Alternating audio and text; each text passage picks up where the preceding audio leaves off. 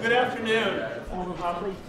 On behalf of the Department of Physics, I welcome you to the 2013 Arthur Williams Lecture.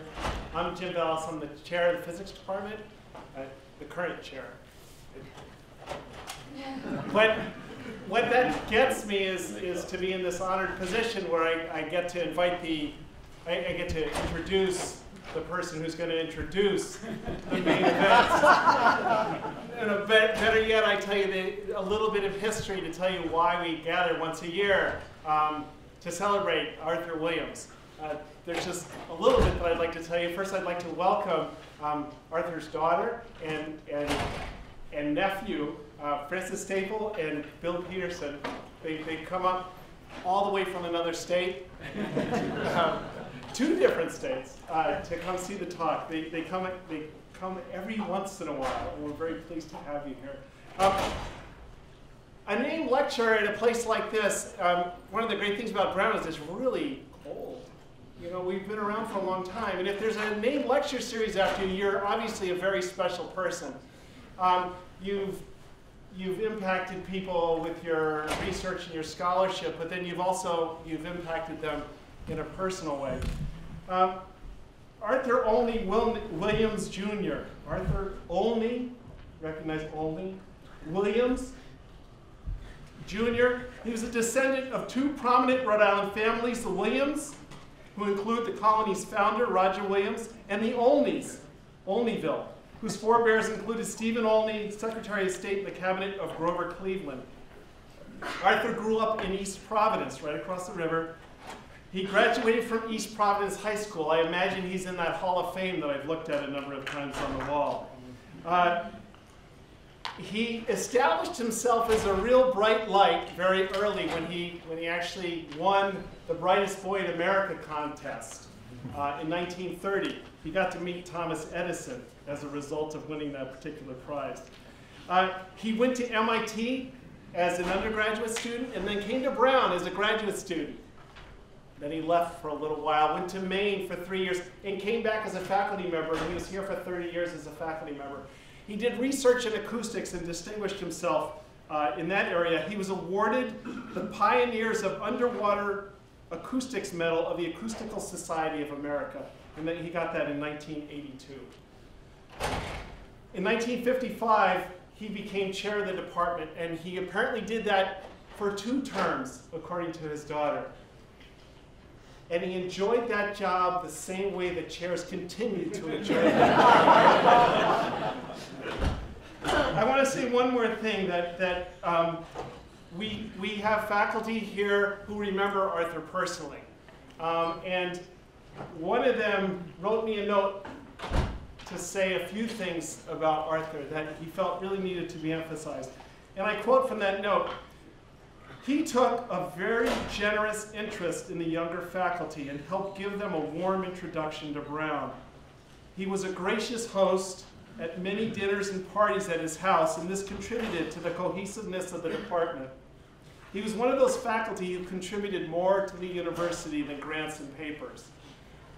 It's a great legacy to leave, in addition to his scholarship excellence. And so we're really proud that we can have this annual event, and we can attract such illustrious speakers as the one that Professor Richard Gateskill will introduce to you next.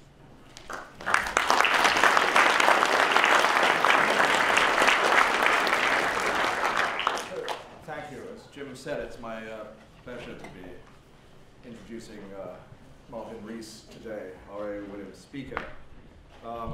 So Martin has been at the University of Cambridge for some time, since '91, holding various positions both there and the Institute of Astronomy. I mean, most recently, since 2003, as a professor of cosmology and astrophysics, and also as a master of Trinity College. He's been the author of over 500 research papers, and in cosmology and astrophysics, he made very important contributions in cosmic microwave background radiation, in galaxy clustering and formation.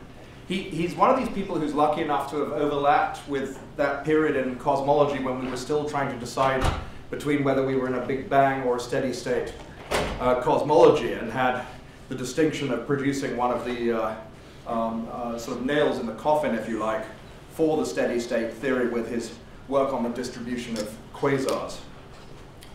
He also was able to sort of get in at the beginning with respect to looking at quasars themselves and suggesting that black holes are primarily responsible for empowering them. And also as an undergraduate who did a project with me just recently, and I saw Martin's name in the as one of the citations, a sort of demonstration that superluminal astronomical observations can occur simply through line of sight effects, optical illusion, if you like, rather than actually being publishing evidence for superluminal effects. So, I mean, in recent years, he's been working on gamma ray bursts and also the sort of end of the cosmic dark ages when stars started forming.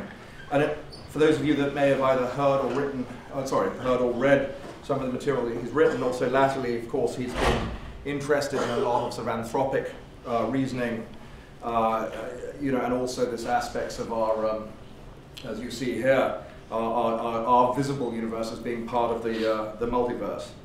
Now, I should mention that since 1995, of course, he has actually been Astronomer Royal. Now, that was a position that has been held by Flamsteed and by Haley, and more recently by Sir Martin Ryle. It was originally established, as King Charles II, who sort of kicked the thing off, or really gave it its impetus. It was forthwith to apply himself, or herself, I guess it was himself back then, with the most exact care and diligence to the rectifying the tables of the motions of the heavens and the places of the fixed stars, so as to find out so much desired longitude of places for the perfection of the art of navigation. Oh, yeah. Now you'll all be relieved that Martin's assured me that very little on that. These days, it has to be said, it's more of an honorary a position, one which does carry great prestige, and in fact makes one a member of the royal household with all of that interesting insight, shall we say. He has received, frankly, he's received too many honorary degrees to list them all. He is a member of the US National Academy of Sciences, the Russian Academy of Sciences, the Pontifical Academy of Sciences, which I think really is coming at the debate from all three possible directions. In 2005, of course, he was elevated to a life peerage in the House of Lords as a crossbencher, so he really is Baron Rees of Ludlow, if we want to get formal on this, but it's always quite a mouthful. He also is the president of the Royal Society, was the president of the Royal Society for the 5-year period, 2005-2010. Again, a post that has been held by, Sir Christopher Wren, Samuel Pepys, Sir Isaac Newton, and then I apologize for the horrible physics bias here, but for instance, J.J. Thomson, Ernest Rutherford, Bragg, William Bragg, Blackett, and so on. He is a well-respected author of many books on astronomy and science itself, many designed for the lay public, which is why we are so pleased that he's been prepared to come today. He has spoken extensively about the problems and challenges of the 21st century and the interface between science, ethics, and politics, but today he's very kindly agreed to come talk to us about From Mars into the Multiverse. Thank you very much, Martin.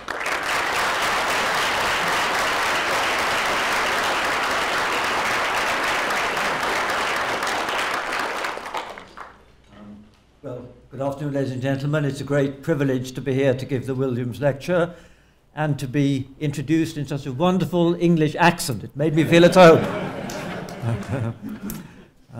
Well, I realize that I'm speaking to a general physics audience, not astronomers.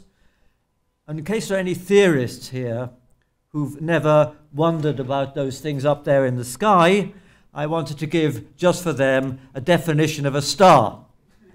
I'll explain this later. Self-gravitating aggregate of that number of baryons. And I'll explain that later. But before that, let me just say that there are really 4 reasons for doing astronomy, and they're listed up here.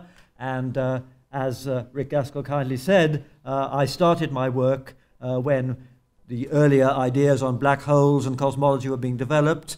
And the one thing I'd like to say to the students here is that the rate of discoveries is much higher now than it was then.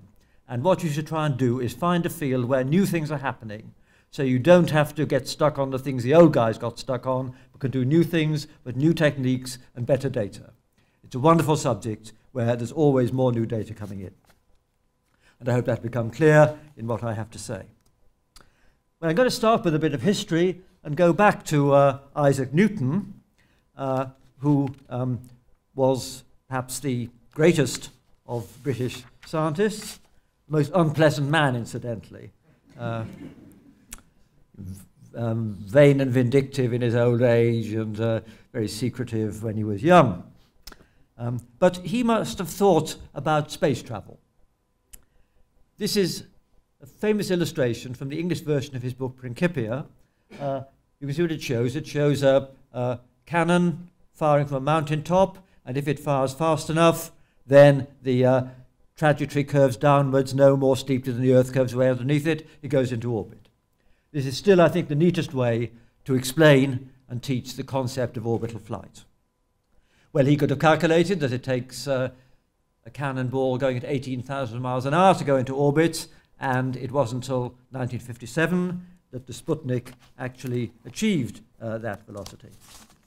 And thereafter, things moved faster, and we had this iconic picture taken by Apollo astronauts in 1968.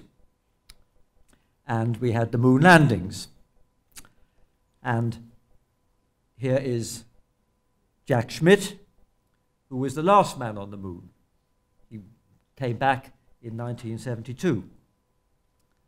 The Apollo program, which the older people here can remember, was a heroic episode. But it's ancient history to the students here. You know the Egyptians built pyramids, you know the Americans put people on the moon, but both seem motivated by rather arcane goals. And after Jack Schmitt, a geologist, spent 3 days on the moon looking at the geology, the momentum of manned spaceflight was lost for reasons we can understand. Had it been maintained, there would be footprints on Mars by now. But as we all know, nobody has been further than in low Earth orbit, many of them in the International Space Station shown here. But unmanned space technology has burgeoned for communications, environmental monitoring, etc. And I hope that during this century, the entire solar system will be explored by flotillas of tiny robotic craft. But are people going to follow them? That's really a topic for another lecture. But let me just say, I think they will, but as high-risk adventurers rather than for any practical purpose. And that's why I'm very excited by these private space companies, offering people a chance of going to Mars with a one-way ticket. And I believe they are going to send people around the backside of the moon within the next 10 years, and they've sold a ticket for the second flight, but not for the first flight, and that perhaps also says something. Well, I think there will be human life out in the solar system, but will there be is there other life out there already? Well, prospects look pretty bleak in our solar system. On the other hand, I think we have learned a great deal about these distant worlds from unmanned probes. Let me just show everyone this. If you're going out towards Mars, if you look back at the Earth from 5 million miles away, you see this. The sun's coming from the right. You see a half moon and a half Earth. And then when you get to the red planet, we know that the Curiosity probe landed there in August and is doing on Mars what Jack Schmitt did on the moon 40 years ago, looking around. It landed in that ellipse on the top left corner. This is one of the early views it showed of geological strata, and is going to spend the next 10 years trundling across this very big crater, sending back data all the time. It's a wonderful achievement. Going further away, here's Jupiter. The 4 Galilean satellites have all been observed close up. And the Cassini spacecraft went as far as Saturn. This is a lovely picture which shows an eclipse of the Sun by Saturn. Cassini is beyond Saturn, lined up so that it blocks out the Sun, but the Sun is still shining on the rings. Cassini carried in its cargo bay a small European probe. Oh, sorry, that's the Earth. You can just see it there. The Huygens probe landed robotically on Titan, which is Saturn's one of Saturn's giant moons. And on the left, in the center, you see pictures taken on the way down. On the right, you see where it landed. This may look a rather nice place with rivers and a little lake, but the temperature is minus 160 degrees centigrade, and those rivers are liquid ethane. No water there, not a pleasant place to live. Well, do we expect any life in any of these places? Most people hope we may find something, but we don't expect any very exciting life. But the situation is much brighter and more interesting when we consider beyond the realms of our solar system to the stars, where, of course, no foreseeable probe can actually go in a human lifetime. And perhaps the hottest topic in astronomy is the realization that many other stars, perhaps even most of them, are orbited by retinues of planets, like the Sun. These planets aren't detected directly, but they're inferred by precise measurements of the parent star. And there are 2 main methods, both very simple in principle, and I'll just tell you what they are. Here's the first one. If a planet's going around a star, then what's actually happening is that both the star and the planet are orbiting around the center of mass of the system, what's called the barycenter. The planet goes round in its orbit, and the star, being heavier, goes round in a smaller orbit.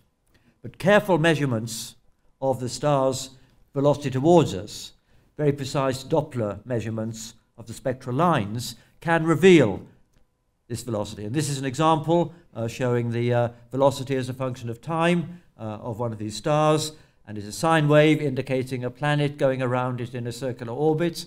And from this data, you can infer obviously the orbital period, but also you can infer the mass of the planet. And by this technique, several hundred stars have been inferred to have planets. This is just a list of stars that are known to have at least 2 planets around them, detected by this kind of inference. These planets inferred by this technique are on the whole big ones. They're rather like Jupiter and Saturn, the giants of our solar system. The Earth going around the Sun induces a motion in the Sun, but only a few centimeters per second, and that's too small to be detected by this technique. But there is another method which does allow planets no bigger than the Earth to be detected. This again is very simple in principle. It's just a transit method. If you look at a star and from a long way away, and a planet moves across in front of it, it blocks out a bit of the light from the star, and if you measure the star's brightness very carefully, you will see a dip. Then next time the planet comes round, you see the dip again.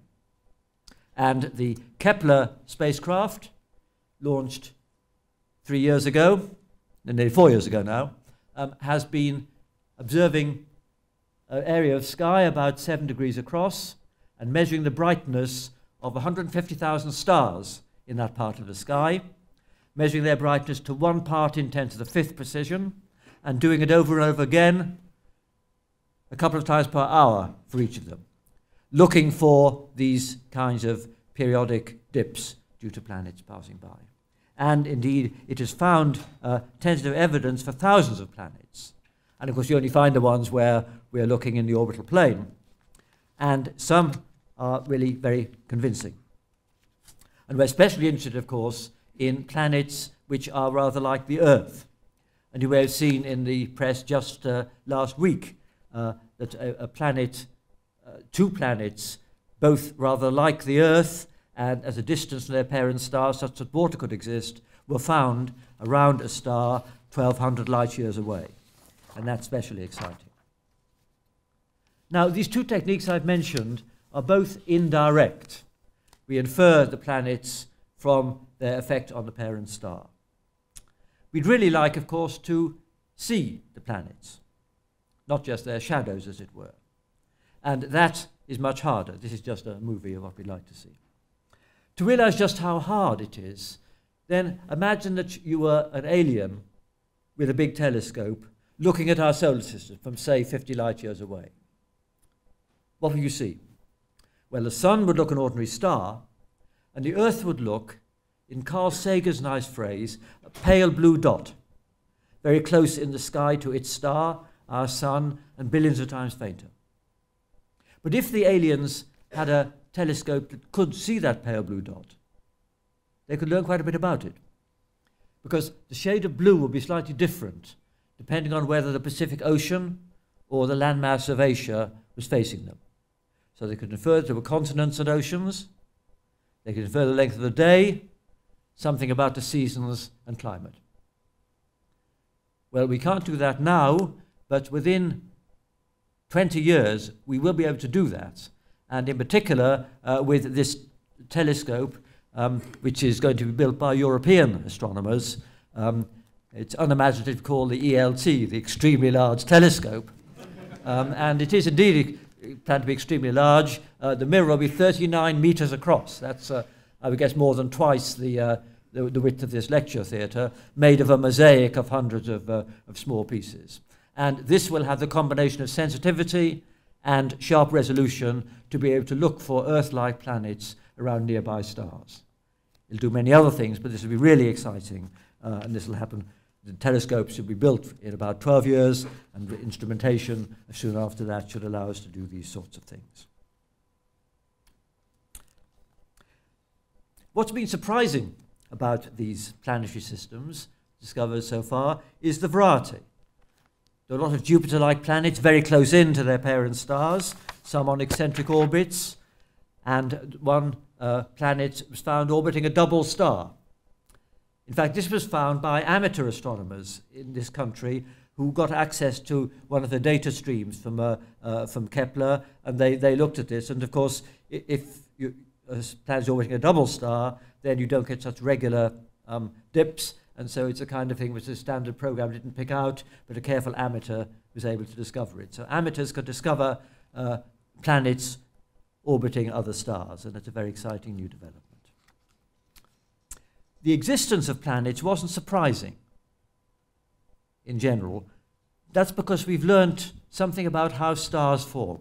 This is a cartoon which shows how we think stars form. They contract from a dusty cloud of gas, which is almost certainly slowly spinning, and as they contract, then it spins faster, conserving angular momentum, and you end up with a protostar surrounded by a dusty disk containing most of the angular momentum. And from that dust, you get rocks forming which agglomerate into Earth-like planets. This is how we think our solar system formed, and it is a generic process. This is how we expect most stars to form. And let's give another flashback to Newton. Newton, of course, understood why the planets move in elliptical orbits, but as he said here, he couldn't understand why the planets are all in the same plane, what we call the ecliptic, whereas the comets are not. He said this was the effect of providence. He couldn't explain it. Now, of course, we can. I've just given you the explanation. It's because it originated in a spinning disk. And this is an example of how science proceeds. We push back our understanding. Newton couldn't understand why the planets were in a plane. We can understand that. And as I'll say later in this talk, we can now push things back, not merely to the formation of our solar system, but to the formation of our galaxy, and right back to the first tiny fraction of a second of the Big Bang. But still, at some stage, we have to say, as Newton had to say, things are as they are because they were as they were. There are always new questions that you can ask, but we can go a lot back further than Newton could. What about stars and atoms? We see stars forming in places like this. This is the Eagle Nebula, about 7,000 light years away. We also see stars dying. This is what the sun will look like in about 6 billion years. Here's another star dying. Here's another one dying in a rather messy and irregular way. And here is an object, probably most people here know what this is. This is a Crab Nebula, the exploding remnants of a supernova witnessed and recorded by Chinese astronomers in the year 1054 AD. We now know that these supernovae are important to us. You might think they're far away and long ago, but if we work out what a star is like before it explodes as a supernova, remember a star is a gravitationally bound fusion reactor. It derives its energy by nuclear fusion. You find that this big star has a sort of onion skin structure where the hotter inner layers have been processed further up the periodic table, as shown here. And then when the star faces a crisis and explodes, all this stuff is flung out back into space. The debris then mixes into the interstellar medium and eventually recondenses into new stars orbited by planets. So these supernovae, these remnants, are crucial for our existence. And our galaxy is a huge sort of ecological system. If I had 2 hours for this lecture, I'd explain all this diagram, but I'm not going to now. But this indicates how there's a recycling process going on. Our galaxy formed from pristine gas in the Big Bang, just hydrogen and helium. Stars formed. Inside those stars, elements were processed by nuclear fusion, and the stars then die, fling it back in. And so all the elements that we are made of were processed through stars that lived and died like the Crab Nebula died, but did this more than 4.5 billion years ago, before our solar system formed. Indeed, I can go further than that and say that each of us contains atoms from several hundred different stars, from different parts of the Milky Way galaxy. So there's a more intimate link between us and the cosmos ever than astrologers thought. Oh, and just as an incidental thing, though I'm not going to talk about it, in the center of the Crab Nebula there's left behind a pulsar, a spinning neutron star spinning at 30 revs per second. And for physicists, of course, neutron stars are crucially important as exemplifying how nature's provided us with a way to study material under far more extreme conditions than we ever could here on Earth. If you could get 2 million light years away from our galaxy and look back, it would look something like this. This, of course, as you probably know, is Andromeda, our nearest neighbor in space. It's a spinning disk viewed obliquely, where about 100 billion stars are orbiting around a central hub. And in our galaxy, we would be out towards the edge here. And it takes the stars about 100 or 200 million years to make one orbit around the center. And there's a big black hole in the center. Here's another galaxy. Here, the disk is seen more or less face on. And we have huge samples of galaxies to study. This is just a survey of galaxies in 2 parts of the sky. Each dot is a galaxy. There are tens of thousands of galaxies shown here. And this just shows that they are spread through space. They're grouped in clusters. They're not completely random, but in a large scale, they are uniform. Well, how much can we actually understand about galaxies? Physicists, some here, who study particles, can probe them and crash them together in accelerators and see what happens. Astronomers can't do experiments. They can't crash real galaxies together, and galaxies change so slowly that we only see, as it were, a snapshot of each in our lifetime. But we can do experiments in a virtual universe, as it were. We can say, what would happen if 2 galaxies collided? And let me show you this movie here. This is a calculation where you put in the gravity of each star on all the other stars and all the dark matter as well. And the galaxies fall together, and you get a sort of train wreck, and eventually it'll settle down to be a giant elliptical galaxy. And when we look in the sky, we see things like this. This is a real pair of galaxies in the sky. And having done simulations like the ones I just showed you, we can probably infer that what's happened here is two galaxies have got dangerously close. Each is pulling out a tidal plume on the other. And we can infer that if we could come back in 100 million years, these two would probably have merged completely.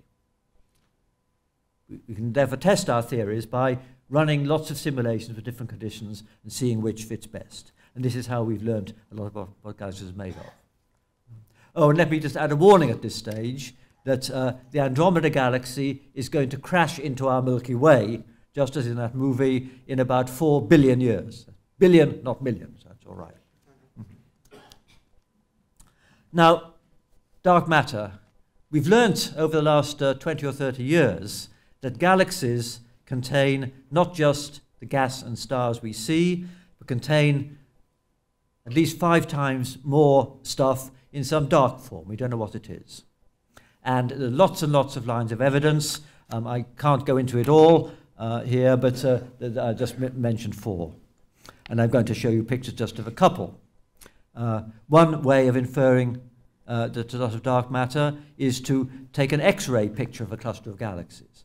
And this is actually a picture showing the X-ray intensity from the hot gas in a cluster of galaxies. And from the temperature of the gas, then you can infer the depth of the potential well it's sitting in. And the depth of that potential well is such that it could not be produced just by the galaxies you see unless there was some extra dark matter there. So X-ray astronomy provides some evidence. And I'll show you just a picture of the 4th method, gravitational lensing. This is a very nice picture which shows a cluster of galaxies. The bright objects you see on the left-hand side are galaxies in a cluster about 1 billion light years away. The other objects are galaxies several times further away still. And you can see these streaky arcs. And what's happening there is that the light from the distant galaxies is being deflected by the gravitational pull of the cluster of galaxies. The cluster is acting like a rather poorly figured converging lens. And you can do the optics and work out what mass the cluster has to have in order to produce these distortions, and you come up with an answer that it must contain several times more mass than what we see.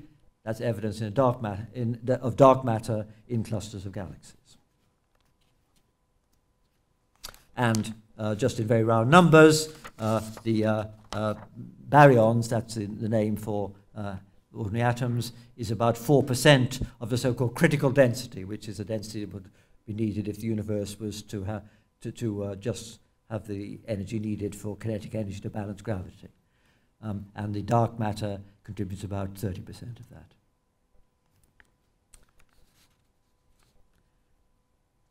One advantage that astronomers have over, say, geologists is that they can actually observe the past. They could look at galaxies so far away that they're seeing them when they were young. They can look what the universe was like 1 billion, 2 billion, 3 billion, 4 billion years ago. And this picture shows a very deep picture of the sky. It shows a small area, just a few Arc minutes across, which would look completely blank with a small telescope. But with a big telescope, you see in this small patch of sky these hundreds of smudges.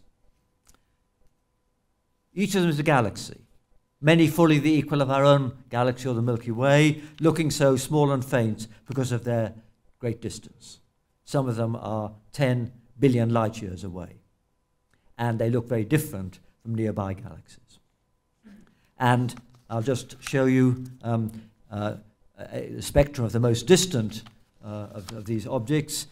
It's that little faint one there, and this is a spectrum of the light from that object, and it's a tracing. And the only reason I show this is that this shows that the strongest line is from hot glowing hydrogen gas, and hydrogen has the strongest line, Lyman alpha, which is normally in the ultraviolet at 1216 angstroms.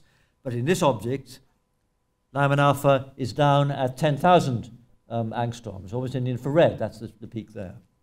So the wavelength is stretched by more than a factor of 8 between emission and reception. This is a very, very high redshift object.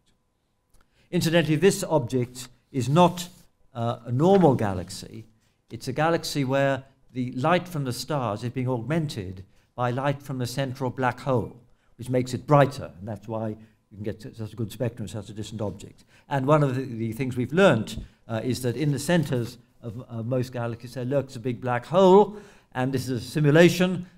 If the black hole is fed with gas, then the gas gets magnetized, and the brightness of the radiation from the environs of the black hole can swamp that from the galaxy. These objects called quasars are much brighter than normal galaxies, and they are therefore beacons enabling us to probe the distant universe more clearly. So we can look back to these very early times, to a time when galaxies have only recently formed. But what about looking still further away, right back to a time before galaxies formed? The further out we look, the further back we look in time, and there must be some stage when we won't see any galaxies simply because we're looking back to a time before they formed. And this inference is somewhat puzzling to some people, because most of us would expect that, according to the second law of thermodynamics, structures get washed out. So you'd have to start off with a very structured universe to end up with what we have now. Whereas it does seem that we end up with our present universe having started off with a universe that was much smoother. And the reason this happened was that in the early universe, where everything was hot and dense, there were some fluctuations, and a slightly overdense region during the expansion of the universe lags behind more and more and condenses out. So you can start off with a universe just slightly irregular, and as it expands, the condensations separate out to make galaxies. And I'm going to show you a movie which scales out the expansion of the universe. It shows a volume large enough to contain several hundred galaxies, and the time is in the bottom left in billions of years. And it starts off early looking unstructured, but as time goes on, the density contrasts grow because gravity holds back the expansion of the overdense regions. And this is how we believe the universe started from an unstructured state and ended up structured. And here's another simulation which shows separately the dark matter and the baryons. Again, this is a simulation where the expansion is subtracted out, but you see structure forming, and this is dark matter condensing, and you will see stars lighting up when the gas gets more condensed. So this is a history of how a galaxy forms. And we can do these simulations. These simulations portray how galaxies emerged 16 powers of 10 faster than it actually happened. And each of these galaxies is a sort of arena in which stars, planets, and perhaps life can emerge. There's one important thing I want to say about this. In those simulations, the initial conditions were a dense early universe with some fluctuations in it. But those fluctuations aren't just dreamed up at random. They are observed when we look at the microwave background. This is a picture of the whole sky, microwave background, where the high and low temperature regions are distinguished. And the difference between the hottest and the coldest bits is about 1 part in 100,000, but this indicates that even the early universe was slightly non-uniform, and it's those non-uniformities which are the seeds for galaxy structure.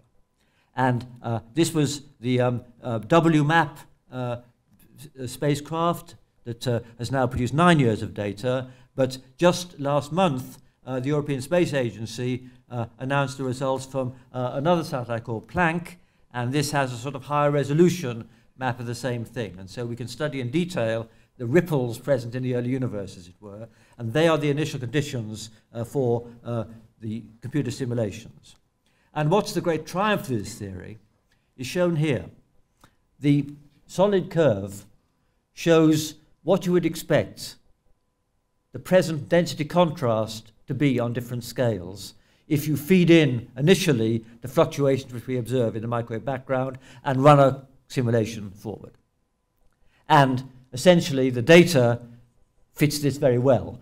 we get data on a scale of galaxies, clusters of galaxies, etc. So we have good reasons for thinking that the early universe, that we learned right from the background, did transform itself into the cosmos that we are part of via the action of gravity. That's some evidence for that is the fact that all the points lie on the theoretical curve.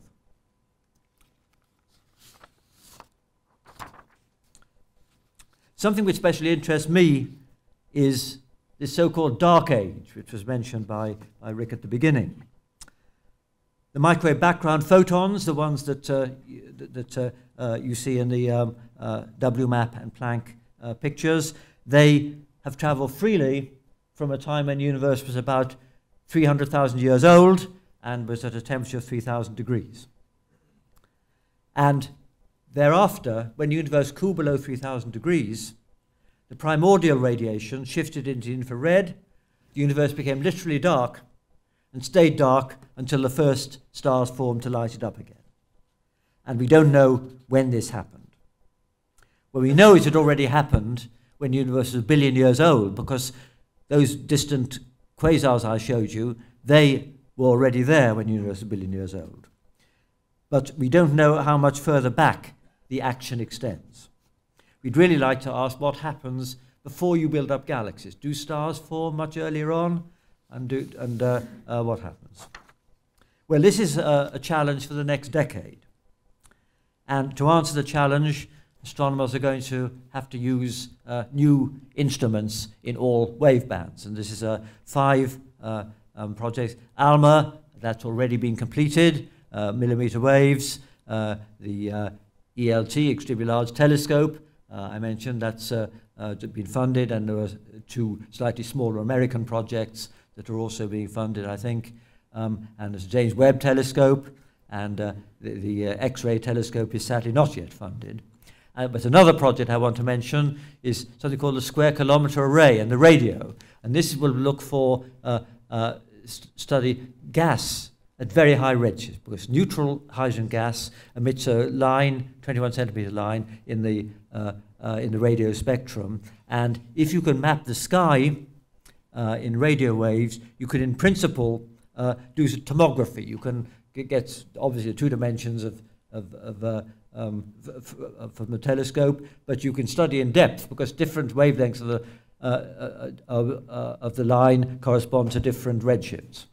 And just to show you what we expect to learn from the SKA. The SKA it's been approved, it's not fully funded, and it's going to be in 2 places. Half of it's going to be in South Africa, this is one of the desolate places in South Africa where it will be, and half is going to be in this conveniently underpopulated island in the southern hemisphere, which is very suitable for radio astronomy, and this will have the other half in places like this. And this square kilometre array, now 1 square kilometre is the total area of all the dishes. They're spread out over hundreds or thousands of kilometres, but this will be able to actually probe gas back to much higher redshifts, much earlier times than anything I showed you up to now. And I'll just show you what you'd see if you saw this sort of tomography. The light-coloured bits are neutral gas, the dark-coloured bits are ionized gas. And as you go back to earlier times, you see this transition, which we infer happened, but we don't yet know exactly how it happened.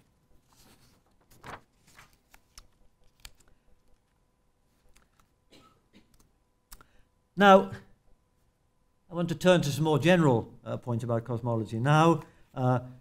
We can highlight some of the prerequisites for our universe having ended up the way it is. And I want to just give a list of some of these. The first essential feature about our universe is that gravity is crucial. It is important for holding stars together, holding us to the ground, but also, as you saw, it allows an almost uniform early universe to develop a structure as the universe expands.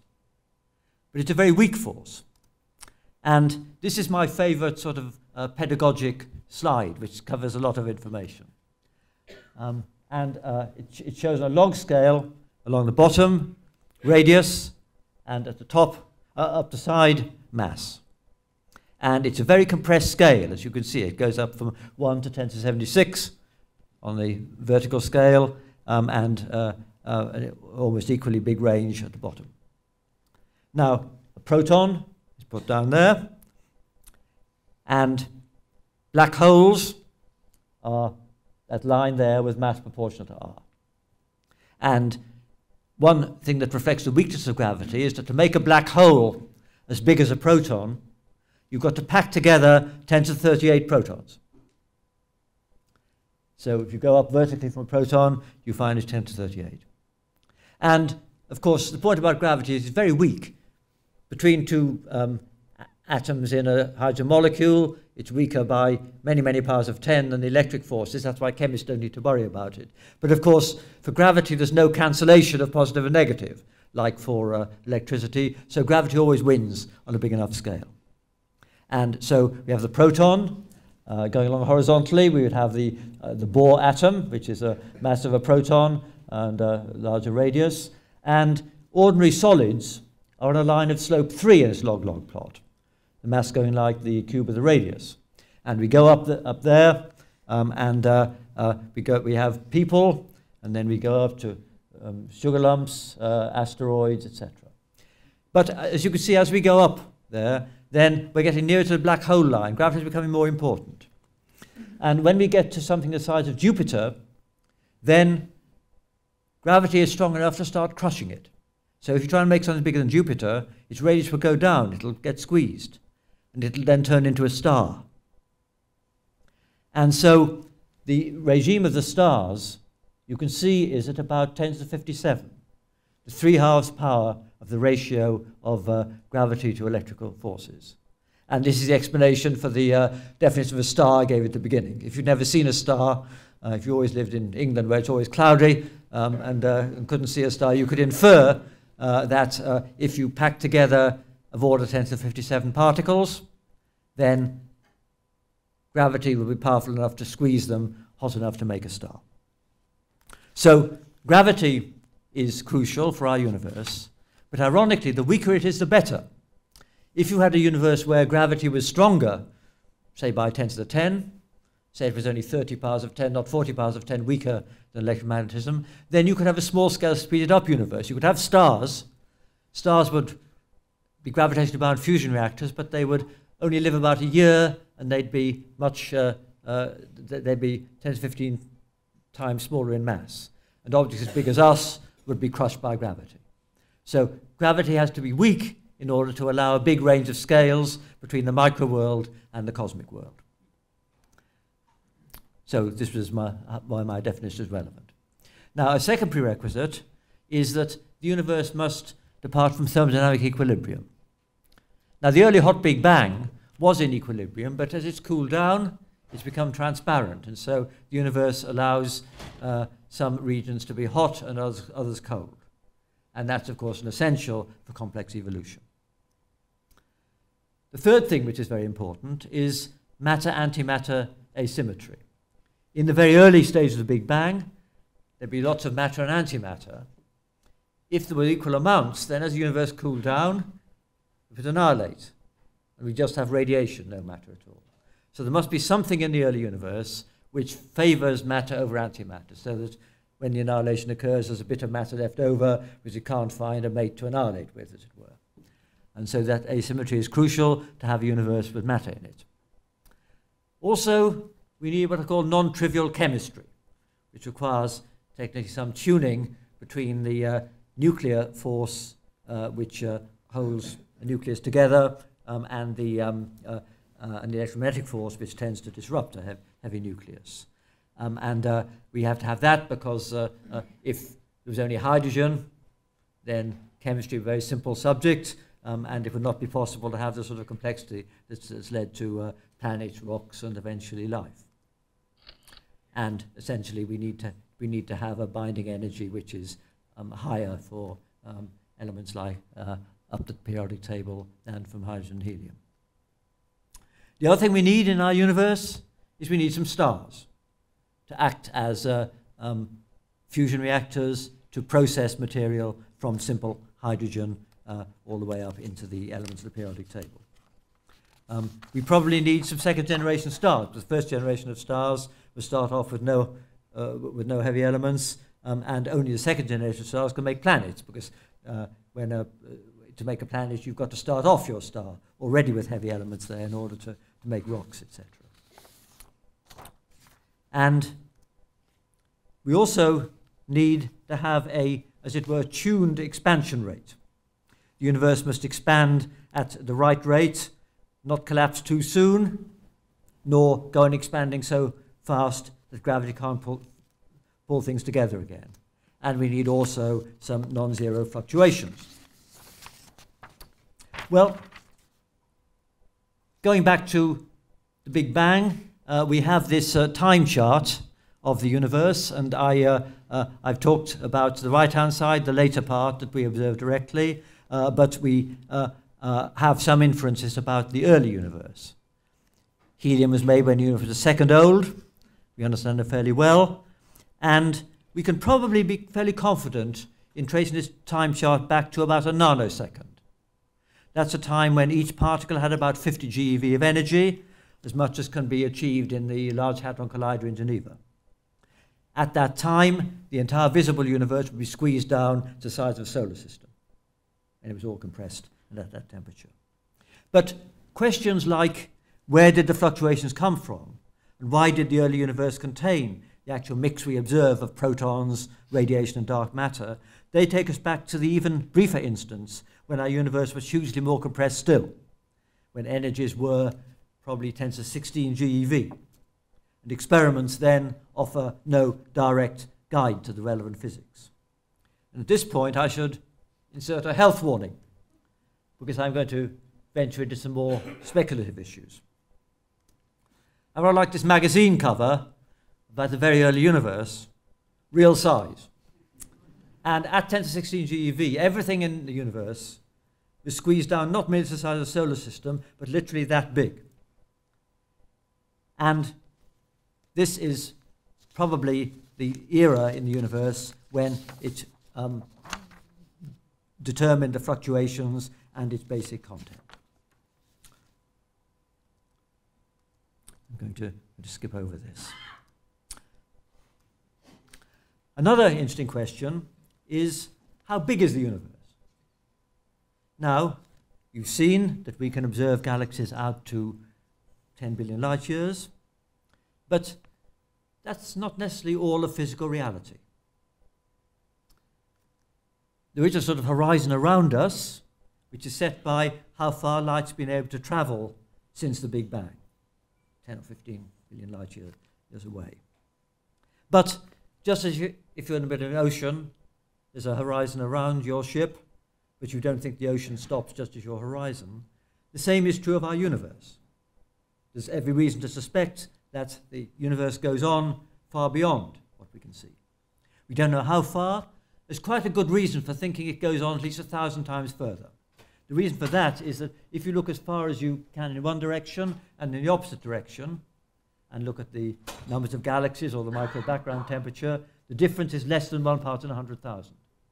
And that therefore suggests that if we are in some large finite structure, it's very extensive, because the gradient across the region we can see is very small. But it could go on much further. It could go on so far that replicas of us in this lecture room exist. It has to go on then far, far further. So you may have an avatar somewhere out there, but far beyond our horizon. But that's not all. I've talked so far about the aftermath of our Big Bang. But it's suspected by many theorists that our Big Bang wasn't the only one. This is a cartoon which shows in the bottom right our horizon and the galaxies going on far beyond the horizon. But this is just one domain of space-time in a sort of infinite ensemble. And this idea is speculative physics, the idea of a multiverse. And when it's mentioned, the multiverse idea, people say these domains aren't observable and therefore aren't part of science. But I want to sort of contest this by sort of aversion therapy. You know, that's like if you don't like spiders, you start off with a little spider a long way away, and then you end up with tarantulas crawling all over you. Well, I mentioned that there are galaxies beyond our horizon. Most people are happy about that.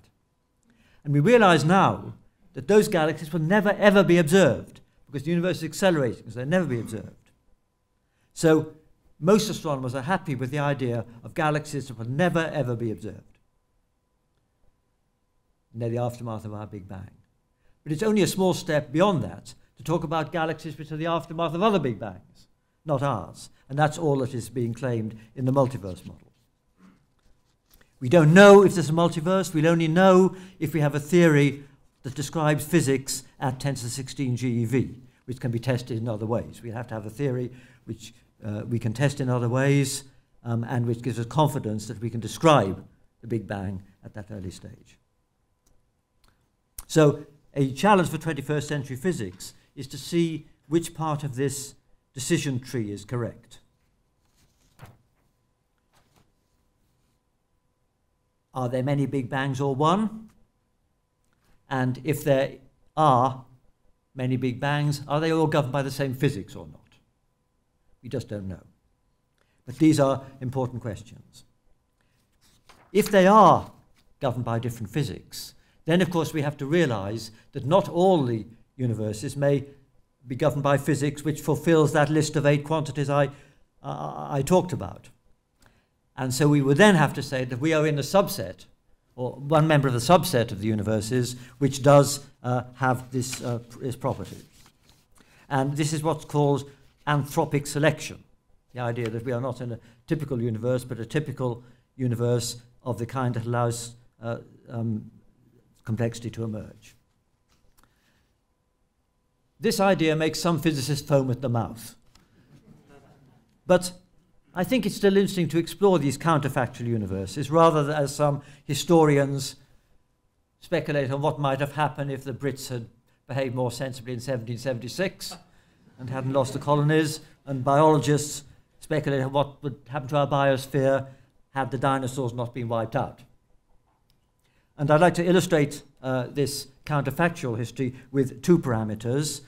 First is the cosmological constant, which makes the universe expand. We know it can't be too big, otherwise galaxies couldn't form. And on the other hand, it mustn't be so negative, so the universe collapses. And we also know that the fluctuations can't be too big or too small. We could have a universe where the fluctuations were very much bigger in amplitude, where instead of 10 to minus 5, it was 10 to minus 3. And then you would have a universe that was very irregular, huge black holes in it. If at the other extreme you had a universe where there were no fluctuations bigger than 10 to minus 6, then you have what I call an anemic universe, where galaxies would form late, they'd have shallow potential wells, and you'd have a rather boring universe.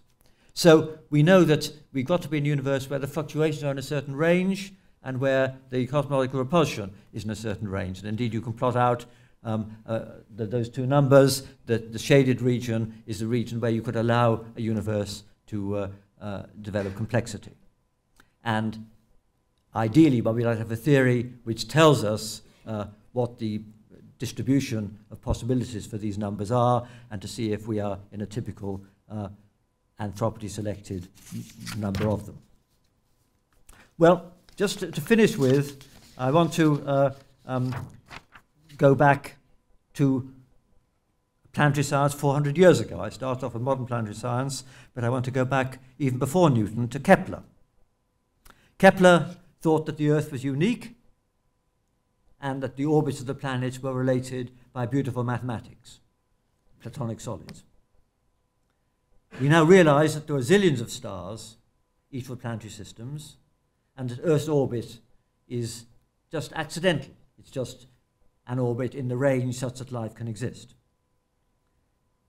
It's not too eccentric, and it's at the right distance from a stable star.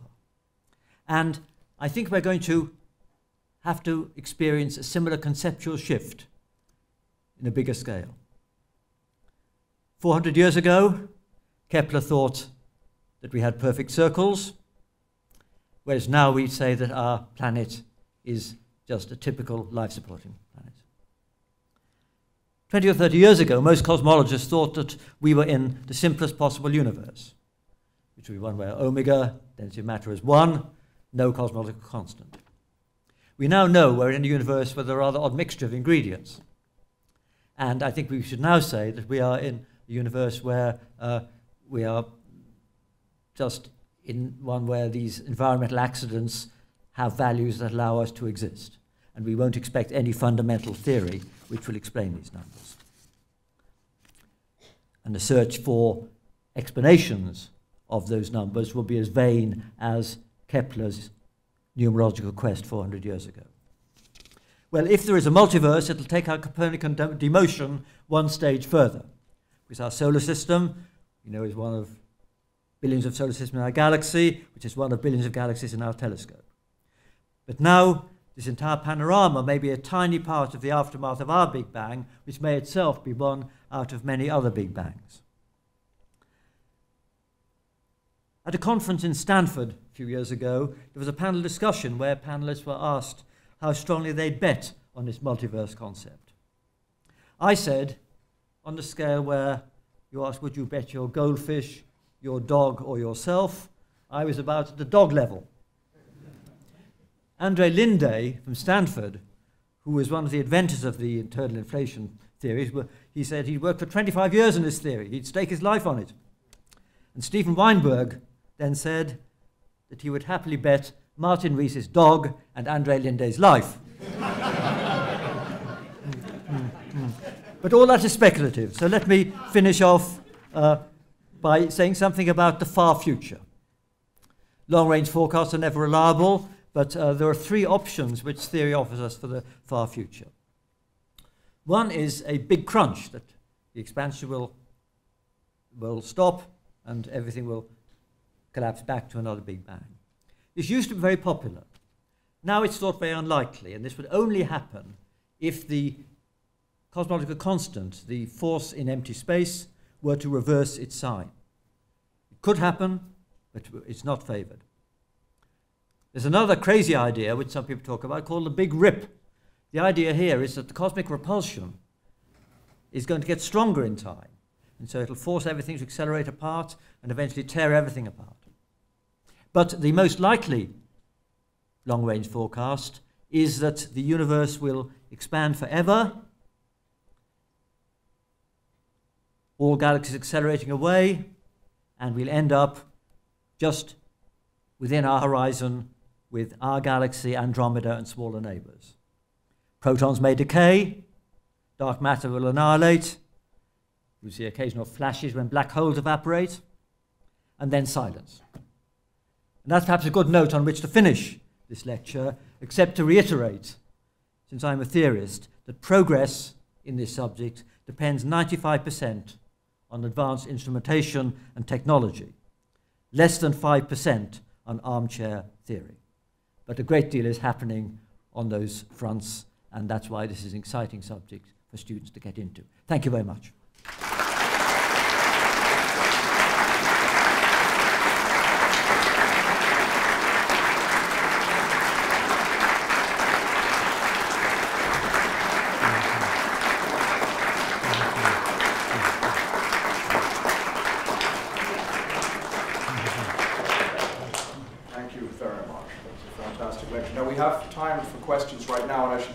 To the undergraduates who are here, Martin very kindly agreed to sort of stay after this shorter Q&A session to answer some of the more involved questions that I know some of you will have. So if you have any really challenging questions, leave them for that Q&A afterwards. But as far as the sort of questions right now, please, if somebody would like to ask a question.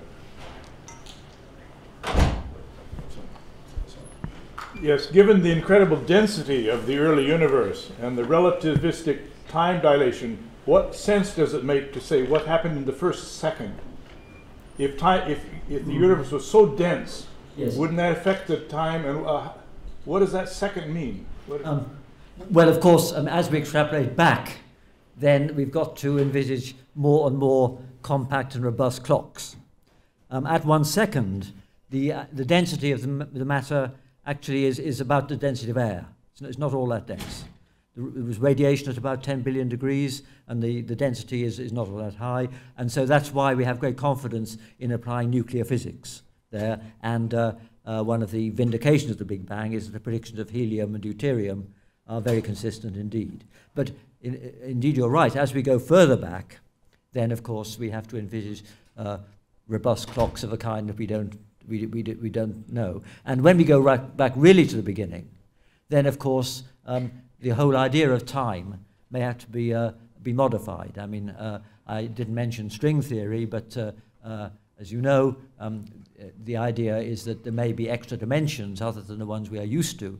And so the idea of 3 dimensions of space and time ticking away may have to be jettisoned when we get right back to the very beginning. And the whole idea of before and after then breaks down if you don't have the concept of clocks. So I think you're quite right, but we can go back to certainly the first nanosecond and maybe right back to the inflationary era without worrying about the direction of time. I'd like to inject a possible optimistic note on finding the parameters of the standard model. Mm-hmm. I'm sure you recall that before Copernicus, astronomers were attempting to fit the motion of the planets against the fixed stars, and they were up to about 60 to 80 epicycles and various other complex things, deference, and so on. Now, who at that time would have predicted that all of the positions of the planets, before and after, would be a consequence of 2 laws, gravitation and F equals ma. Yes, yes. I don't think that would have been considered an unbelievably optimistic dream, and yet that's the way it worked out. Yes, indeed. Well, I'll make two points. I mean, certainly at some level we hope there will be beautiful laws. Of course, Newton was lucky, wasn't he? Because he discussed about the only aspect of the physical world where you can make predictions, can understand. We can't predict the weather, but we can predict when there'll be an eclipse. We can't predict whether it'll be clear or cloudy when you get to watch it. And so he was lucky in that sense. But I think the key question really is at what level are these fundamental laws? As I said, there's nothing fundamental about the Earth's orbit. We realize that it's a consequence of basic physics. And the key question is whether the parameters that we call the constants of nature are at the bedrock level, or are those bedrock laws at a deeper level so that the proton mass, etc., is an environmental accident. We don't know. Let me give you another analogy which I like. Snowflakes. Snowflakes all have hexagonal symmetry. That's a property of the water molecule. But they have different detailed structure because the structure of a snowflake depends on a detailed history of the humidity and temperature of the cloud it falls through. And it's environmental accidents. And what we'd like to know is, in the context of the Big Bang, which of the numbers we measure are fundamental in the sense that the hexagonal symmetry is fundamental in a snowflake, and which are environmental accidents which could have been different. That is a challenge. So I'm optimistic that there are these underlying laws, but they may be at a deeper level than most physicists expect at the moment. And the key question is, will they be within the capacity of human brains? That's a more fundamental question. Questions? There's one of them. Any value in reading the Laplace hypothesis for solar system formation? Now Laplace, I think, did have this picture. So he had some of the right track. The people who were on the wrong track were people like Sir James Jeans 100 years ago, who thought that the solar system formed as a result of some rare event, like another star coming close to the sun and pulling out a tidal plume. That was a popular theory for the first half of the 20th century. And that is certainly, well, it ran into difficulties anyway, but the fact that we know that planetary systems are ubiquitous means that we can't appeal to any special rare event to form ours. It's something that happens in all stars, but Laplace had the idea of a disk, certainly. One more question, maybe, or Rose, we should say. Let's thank. No, I was going to ask you why the Big Bang didn't happen sooner. If you would like to come up and ask questions when we have a little bit more informally, we have at least half an hour after the end of this to do that. Okay, so if we can thank Martin.